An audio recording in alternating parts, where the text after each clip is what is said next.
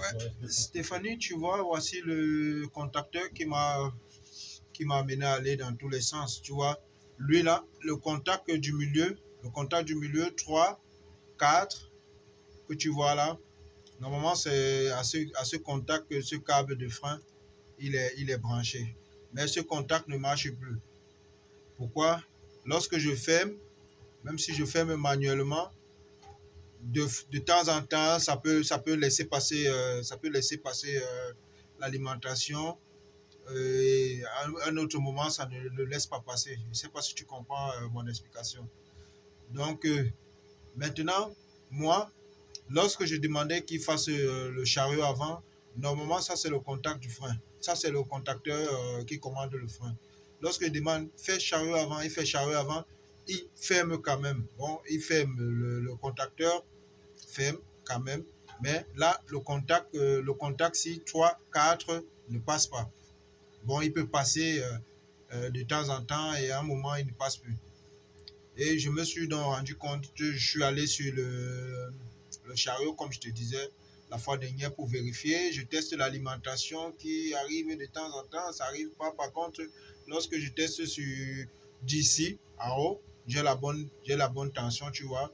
Ici en bas, même le premier jour que je suis arrivé, quand je testais ici en bas, normalement, ça donnait.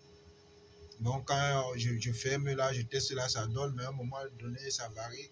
C'est pourquoi je me suis dit que non, ça peut être le pont de diode. Mais lorsque j'ai monté le nouveau pont de diode, je vois que lui donne les mêmes valeurs. Je suis allé sur le, le, comment je vais appeler ça, sur la culasse de frein, juste sur le moteur là-bas. Je vérifie, je vois que cette valeur arrive, la même valeur que j'avais hier arrive. Et surtout que ça m'a perdu parce que quand j'étais là, ça a quand même fonctionné. Et tu vois, par contre, c'est ce contact. Maintenant que j'enlève du 3, heureusement que j'ai un contact supplémentaire qui n'est pas utilisé. Je l'ai enlevé sur le contact 3, 4, je l'ai mis plutôt sur le 1, 2. Et là, quand j'appuie, tu peux entendre le frein se décoller là-bas. Et lorsque lui aussi, il fait, vas-y, fais chariot avant. Il fait chariot avant, tu vois, ce contacteur, tu vois, il colle.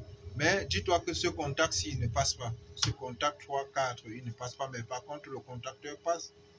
Donc, si je suis venu mesurer que, mais comment est-ce que le contacteur ferme et l'alimentation arrive normalement en amont, mais comment elle ne passe pas en aval? Et là, j'ai essayé manuellement d'abord. Je vois que un coup, quand j'appuie un coup, il peut coller. Et une autre fois, quand j'appuie, il ne colle pas. J'appuie une fois, il ne colle pas. Une autre fois, il colle. Et voilà. Je pense que maintenant, il est en train de travailler, mais comme je n'ai pas ce contacteur dans le véhicule d'Abder, je reviendrai. Je crois que je dois l'avoir dans mon camion. Je reviendrai pour le changer. Voilà. Ça veut donc dire que nos deux culasses sont en bon état. L'autre culasse, je vais la remettre sur sa grue et remettre sur le pont de diode. Le pont de diode rétréceur sur la même grue.